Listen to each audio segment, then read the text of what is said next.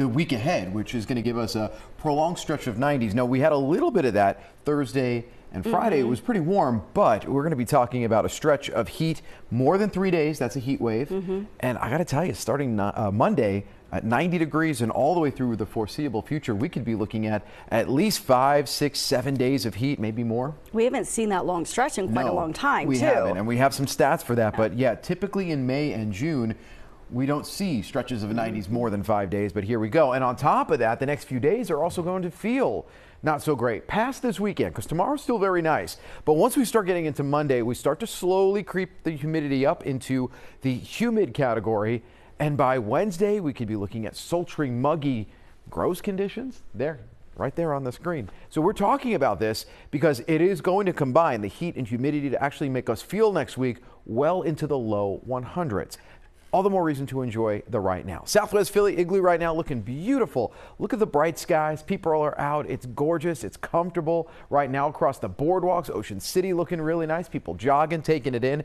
Don't forget the sunscreen. Even though it's nice and comfortable, sun angle still high, still can get burned. 63 right now at Mount Pocono, 74 in Atlantic City, 73 in Center City.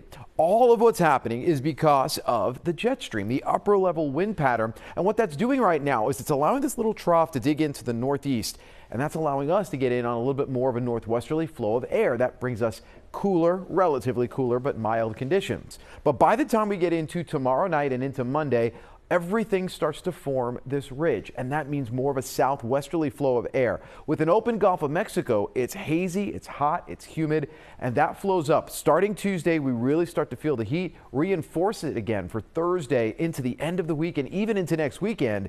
So again, we're looking at stifling conditions coming our way. Not only enjoy today, but enjoy tomorrow as well. With temperatures in the 70s to start the morning off, it should be gorgeous. Want to get out there with Dad, do some golfing, be outside, and maybe fire up the grill in the afternoon. We'll have temperatures in the low to middle 80s with plenty of sun.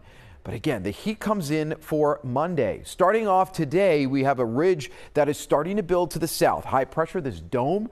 That was what we were talking about across the western United States earlier last week. Now we're talking about it across the east. Now this will continue to flow up in our direction, reinforces again. It looks like it might break down Thursday. No, reinforces the hot air again. 90s up and down the eastern seaboard, the I-95 corridor. Take a look at the highs. Tuesday, mid 90s, maybe even some upper 90s by the end of the week. Rain chances also non-existent, which means you need plenty of time inside. Air conditioning, make sure that you check on the very old, the very young, and also make sure you have plenty of water. Hydrate, hydrate, hydrate.